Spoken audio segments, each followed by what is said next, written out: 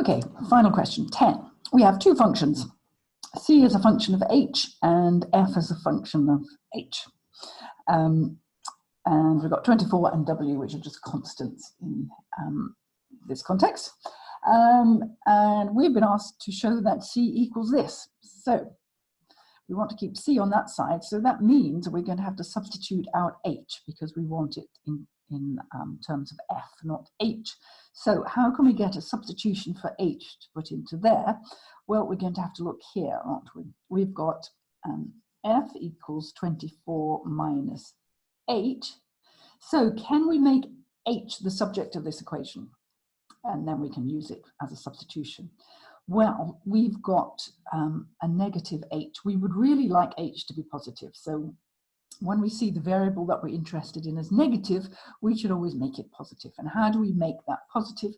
We move it to the other side. You'll remember that every time we move something to the other side of the equation, its sign changes.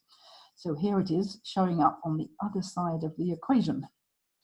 Yep, we've added h to both sides. But we want a substitution for h, so we want to get rid of f now. So here's us getting rid of f. We move it to the other side where it becomes negative. Okay, so that's what h equals.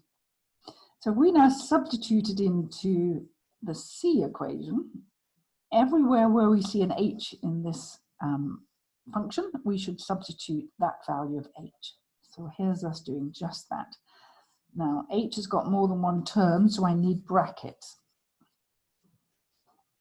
And then if I just multiply out the brackets, I get 24w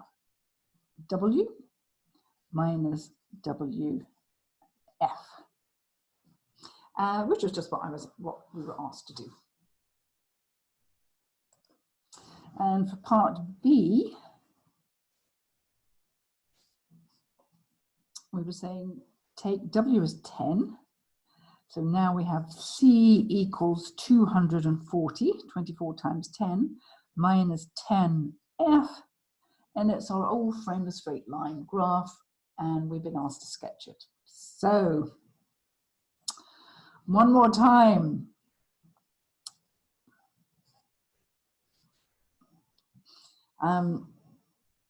Here's our independent variable, it is f, so the number multiplied by it will be the gradient. So the gradient, or the slope, is minus 10. Do not ignore the minus, which means that this is the, in this case, the c-intercept, the vertical intercept. So here it is. And it's, because the gradient's negative, we know it's one of those sort of lines. It's not one of those, it's one of those. It's backward leaning. It means as c increases, f decreases, and vice versa. So they're moving in different directions. So we can just draw it like this, and we can say that's 240, and the slope, or the gradient, is minus 10.